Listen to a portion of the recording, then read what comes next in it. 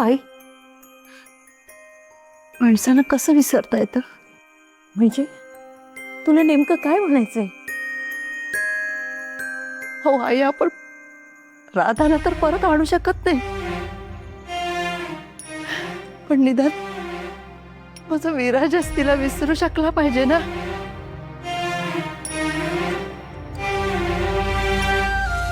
कसं सहन करणार आहे तो हे सगळं?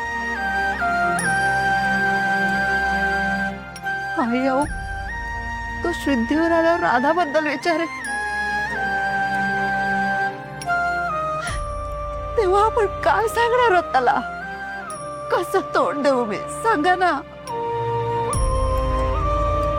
त्यापेक्षा राधा त्याच्या स्मृतीतून गेलेलीच बरी, नाही का?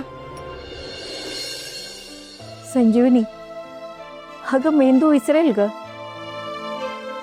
पण त्याच्या मनातून कशी जाईल राधा? त्याचं मन गुंतलंय ग राधामध्ये, ते दूर करणं अशक्यच आहे. हो मग आई, करायचं काय आपण? कसं सावरायचं विराजसला? कसं राहील तो राधाशिवाय? सांगा ना, कसं राहील?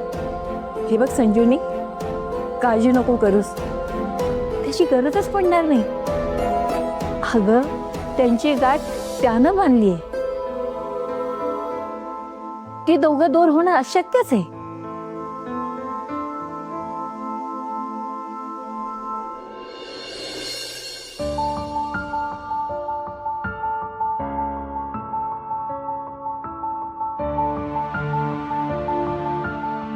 राधा नाही येणार परत ती.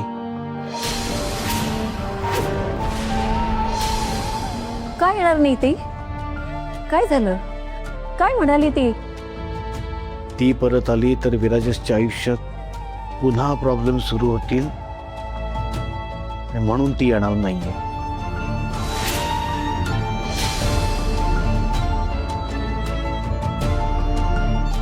कायमची त्याच्यापासून दूर निघून जाणार आहे. माझ्या विराजसच्या आयुष्यातून त्याला एकटं सोडून कायमची निघून जाणार आहे ती.